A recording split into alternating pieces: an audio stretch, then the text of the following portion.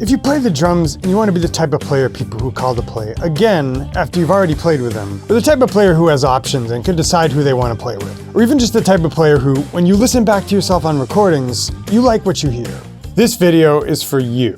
I've been coaching a number of students through the past several years, and there's a single skill jump most everybody makes where all of a sudden their playing raises eyebrows, where they go from being pretty decent to damn. And it's not chops. And I'm not even going to play coy about what it is. It's subdivision. The consistency of the distance between your notes and your ability to control that. And here's the thing that's so great about that. It doesn't matter if you want to be a chopper like Eric Moore,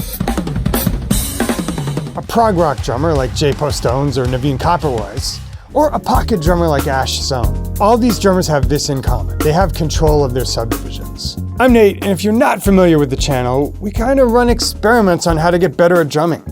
I started out not very good, especially at pocket playing, and I've documented large parts of my journey on this very channel. Now hopefully I sound a little better than I used to. I've got some gear sponsorships, blah blah. But I've also coached a bunch of students in the past couple of years to help them make similar transformations to mine. And we've learned a lot about the crucial elements to make a jump. Not in a cheesy, let's use learning science to 5x our abilities kind of way, but in a very real, we understand this is going to be a grind, but let's find the little incremental advantages that'll add up over time kind of way. And the single most important, the tip of the spear when it comes to changing your level is subdivision, or microtime as I sometimes call it. Today we'll talk about what it is and how to develop it better, and I'll show you some stuff I've been practicing very recently that I think has helped me make a breakthrough in just the past few months. Subdivision. The not-so-secret skill every drummer has to master if they're going to be serious. Stay tuned.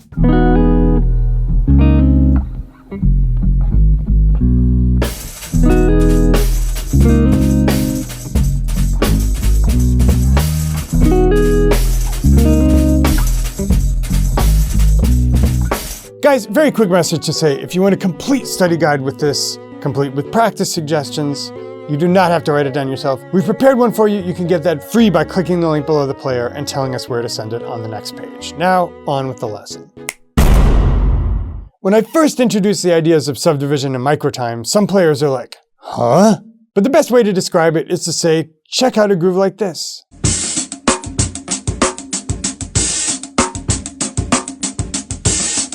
Or this.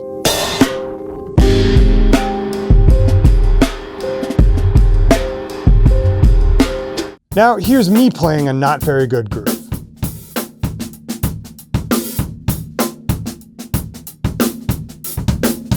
And let's ask, what's the difference? Now, of course, there are elements of touch, like how hard we're hitting the drums, what sounds we're getting out of them. But the major difference is they're controlling their subdivision way more. Let's look at a couple of examples from the Pro Drum Hollywood Insta account, which is a great follow. They get all kinds of drummers, from great amateurs to touring and recording pros to record a little beat in their store. There's Marvin Smitty Smith, who, no surprise, has one of the best grooves in the series.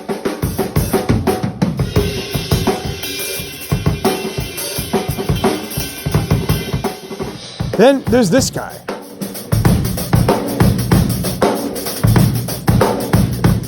For a while, I was saving all the good ones. Here's me playing a crappy imitation of the pro drum guy, but still with decent drum sounds. Here are the time kind of migrates within the bar. Imagine you were trying to dance to this. There's nothing that feels like you could get your body going. When something is danceable, we can feel it. Like a few seconds of this track from K Tronada.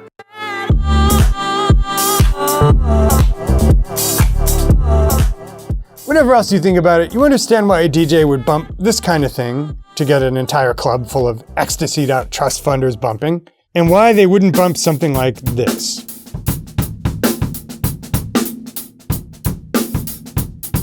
Now, I'll try to do a better impression of the Pro Drum Hollywood guy.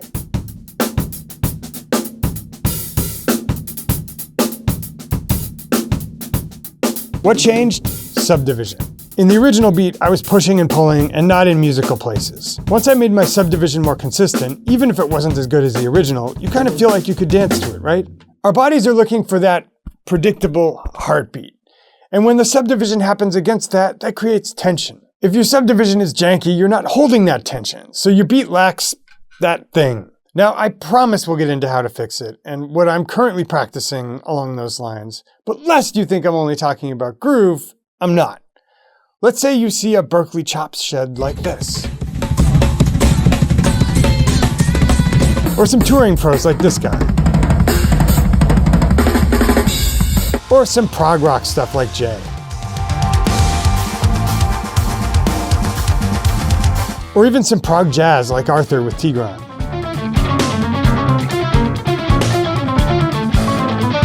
Or some fusion like Evan Marion and Dana Hawkins.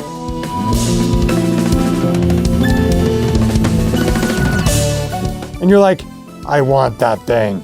That, not even sure what to call it, where the shit is tight and has pipe.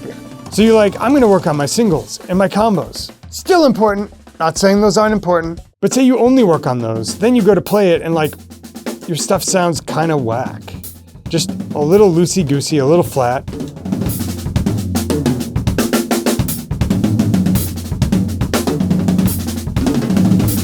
Same thing, you're not holding the tension because you don't have control of your subdivision. Compare this example where I'm chopping but sounding a little flat.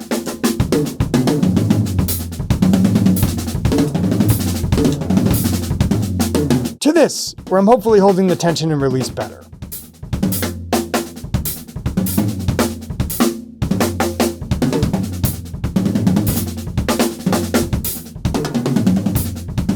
What's the key? Subdivision. So now let's get to what I practice. And I'll let you know again that if you want a complete downloadable study guide to this with practice suggestions that's free, just click the link below the player and tell us where to send it. So here's what I've been practicing. And I promise we'll give you some easier versions of this that will help bootstrap you into this stuff. Do not worry. But I started the video saying every drummer who wants to be a serious player needs to practice this. I see all the great players doing this stuff and I'm like, I want that. And I get critiques from some players with bad attitudes and I want to shut them up. So I shed this stuff.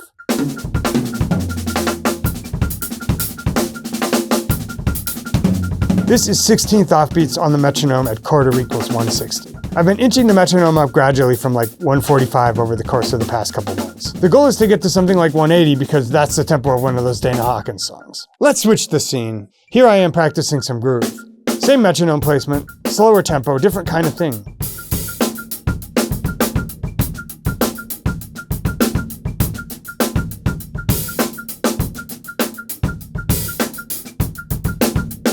Those of you who know the channel know what I call this, micro time practice. And I've been doing it for years, but the super up-tempo stuff is new.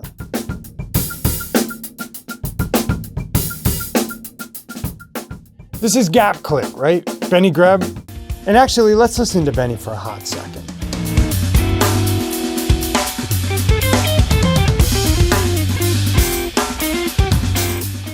Now, let's listen to Nate Smith.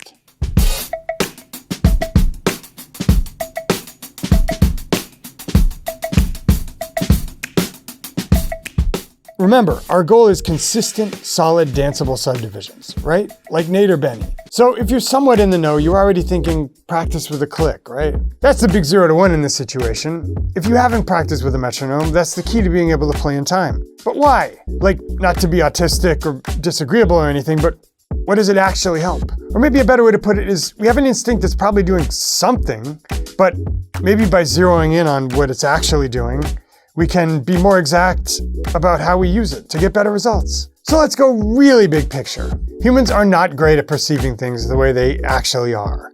Whether you want to say that's our evolution or something else beyond the scope of this YouTube channel. But a couple examples. Sometimes we're stuck on a flight with no food and a screaming baby and we're like, that took forever. Then on the way back we get an exit row and free food and we're like, that hardly took any time. And they're basically the same 90 minutes once you look at the clock. If you agree our perception of time is subjective when it comes to big chunks of time, it's not crazy to think it might also be when it comes to smaller ones, like the length of a song, or even the length of a bar of music. And indeed, something like that is what happens when an untrained person tries to play a drum beat or fill. To us, in the moment, we're like, yep, seems in time. To the audience, and even to us listening back, we're like, dear God, what was that? And again, I'm pretty sure you'll agree because you probably felt this. So what we need to do to train our time is narrow that perception gap.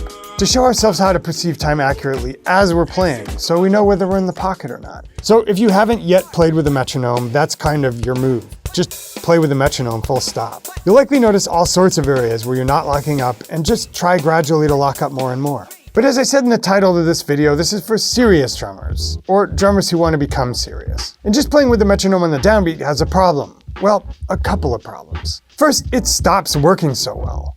Why? Because we get used to it, and we lose our sensitivity to what it's telling us. Kind of like that person's house where they own a lot of cats and to them it smells normal, but then you come over and... The second reason we seek weird and alternate metronome placements is the metronome on the downbeat doesn't really tell you about the quality of your subdivisions. Think about it. All you need to do is arrive at the downbeat. So it doesn't matter if you swing or you play straight or you speed up or slow down within the space of the beat.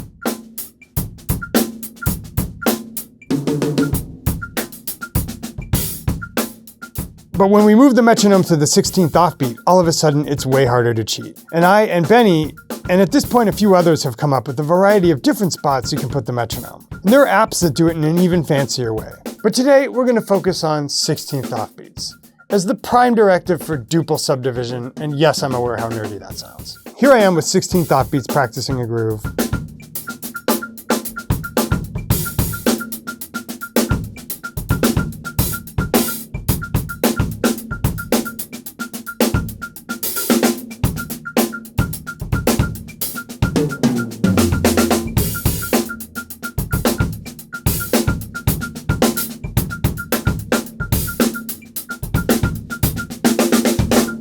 And here I am practicing improvisation.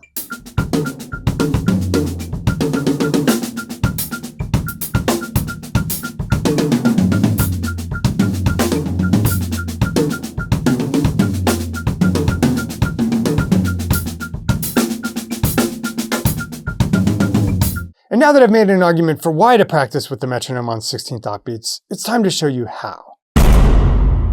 I've had a few dozen of the coaching students I mentor work their way through these, and I can tell you it does take time, so be patient. Also, we're going to work our way up to it. Even if you already feel comfortable with metronome practice on the downbeats, it may be a little bit tough to just jump to 16th offbeats. When this happens, your brain often wants to turn it around, so it sounds like it's on the downbeats again. And there's going to be a speed limit too.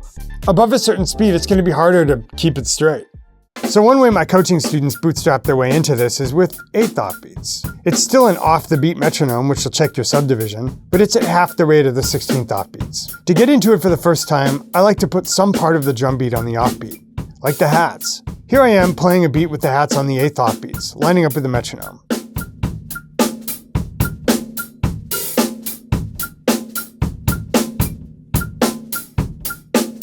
Eventually, I try to play quarters or eighths on the hats and just hear the metronome on the offbeats.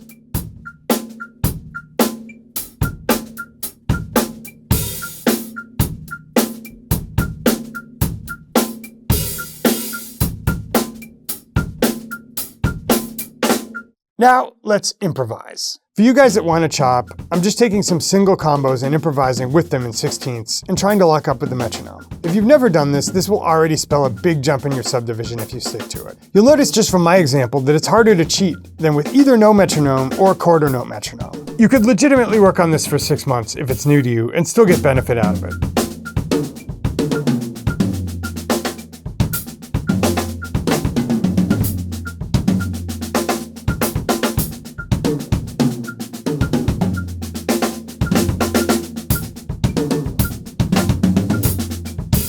But eventually, if you're really serious, you're probably going to need to reckon with this. This is 16th offbeats at 160. For people just getting started, we can slow this way down. But it's still important to eventually jump to 16ths.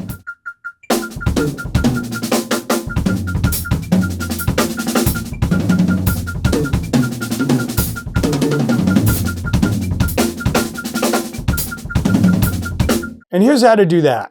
Same thing. I start out with some part of my body playing the offbeat 16ths. I'm just playing the offbeats with my hats while keeping the backbeat with the snare. This trains my ears and body where the metronome is in relation to the beat and helps me practice hearing it there without getting pulled off.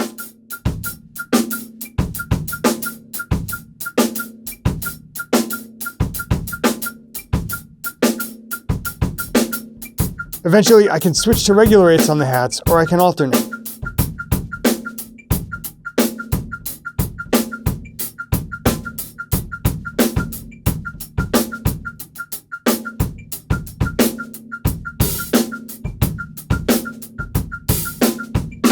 Now let's do the same thing we did with the eighths. Say I want to practice some chop-out style combos with the 16ths. I might start out simple with fewer accents, and something I talk to my students about is lifting my ears out of the kit, so I'm really zeroing in on the click.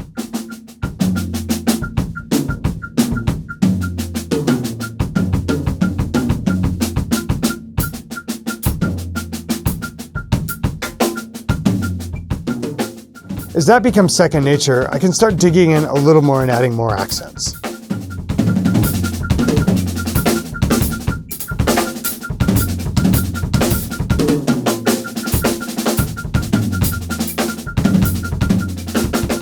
And eventually, over years, I've worked my way up to this, and so can you.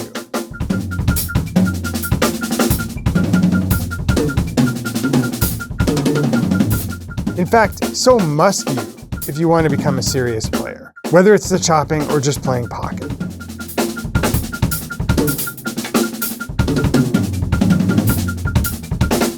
And while the chopping may or may not be how to get the gig, good, consistent subdivisions and predictable time, no matter what you're playing, especially if it's pocket, is most definitely how you do get the gig.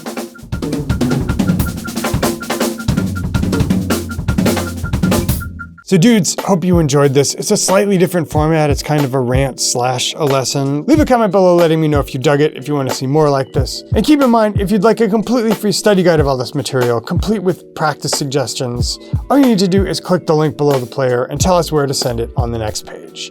Dudes, it's been real. Always enjoy these. See you again real soon in another Lesson of the Week.